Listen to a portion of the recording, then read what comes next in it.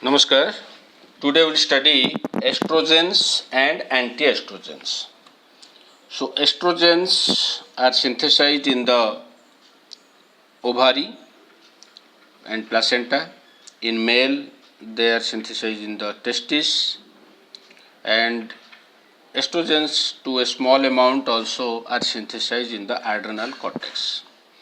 And estrogens, three natural estrogens are there: estrone, estriol, and estradiol, and they are synthesized from androstenedione, which is synthesized from cholesterol.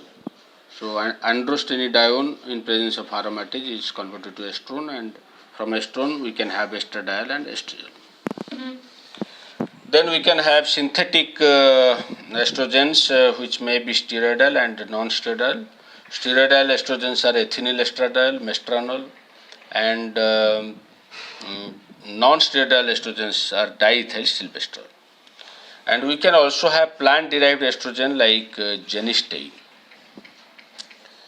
So estrogens, how their secretion is regulated from ovary, that you can see here in this figure.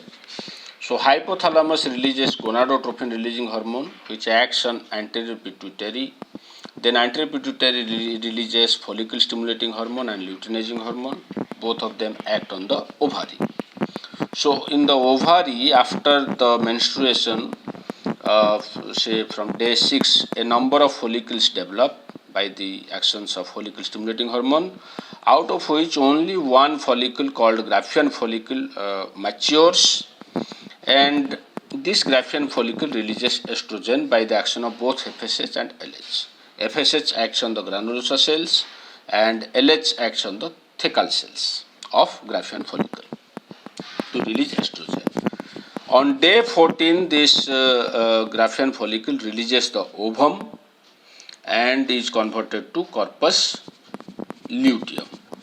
And this ovum, if fertilized, then this remains corpus luteum. Otherwise, the corpus luteum will be converted to corpus albicans, and there will be degeneration of the endometrium, and menstruation occurs. So this estrogen and this corpus luteum secretes progesterone, and estrogen and progesterone act on reproductive tract and other tissues to show their actions. Now, when this estrogen level is more, it will send negative impulses to anterior pituitary, so that there will be no release of FSH and LH, and so there will be no ovulation. So, if we can increase the level of estrogen, then they will send the negative impulses to anterior pituitary, and there will be no ovulation. No ovulation means no pregnancy. So you can see now, estrogens can be used by different routes of administration like oral, transdermal, intramuscular, implant, topical. Estrogen shows its action by acting on the estrogen receptor, which is a nuclear receptor, a steroid receptor, and there are two types of estrogen receptor, ER alpha and ER beta, and they regulate the gene transcription.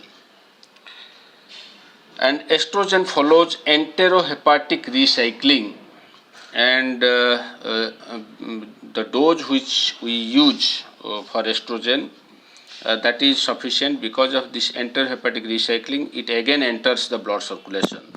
So what happens when we take an estrogen orally? It reaches the GIT. From the GIT it enters the blood circulation in its free form, and through the blood circulation it goes to different parts, including the liver, where metabolism occurs and the estrogen is conjugated. So conjugated metabolite is becoming this conjugated metabolite is inactive. So liver secretes bile, which can enter the GIT, and from the GIT it should be excreted. But the microbial flora present in GIT cause the deconjugation of the metabolite. So again, the conjugated metabolite of estrogen becomes only estrogen, or estrogen in its free form will be present because of deconjugation by the microbial flora present in GIT. So again it can enter the blood circulation, again it will be absorbed, so again enters the blood circulation, so this recycling occurs. We call it as enterohepatic recycling. But if we can inhibit this deconjugation, and this is mostly occurred by administration of broad spectrum antibiotics. So broad spectrum antibiotics destroy the microbial flora in the GIT, because of which there will be no deconjugation. So whatever conjugated metabolite comes, that will be excreted. So there will be no enterohepatic recycling. So the dose normally which is given will not be enough to provide the contraceptive action. So because of that, the estrogen action will decrease, and as estrogens are used as contraceptives, so there will be contraceptive failure. So broad spectrum antibiotics destroy the microbial flora, inhibit the deconjugation, inhibit the enterohepatic recycling, and that leads to contraceptive failure. So uses of estrogens, it can be used as hormone replacement therapy, it can be used as oral contraceptive or injectable contraceptive. So it is used as contraceptive because it can prevent pregnancy, as we have already discussed that when there will be a increased level of estrogen, that will send negative impulses to anterior pituitary, and that will prevent ovulation, so there will be no pregnancy.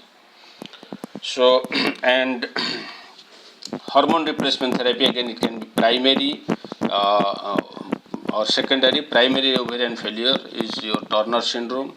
Secondary ovarian failure, that is your menopause, which is characterized by vaginal dryness, vaginitis, flushing, osteoporosis, coronary artery disease is also there. So in these cases, we can use estrogen as a hormone replacement therapy in combination with progesterone. Then oral, this contraceptive, again estrogen can be used in combination with progesterone, and in treatment of cancer also we can use in breast cancer, and in male we can use it in prostate cancer. So the side effects of or unwanted effects of estrogens are nausea, vomiting, anorexia, loss of appetite. There will be salt and water retention, so there will be edema, and there can be your reversible increase in your blood pressure. There can be thromboembolism, so increased risk of cardiovascular diseases.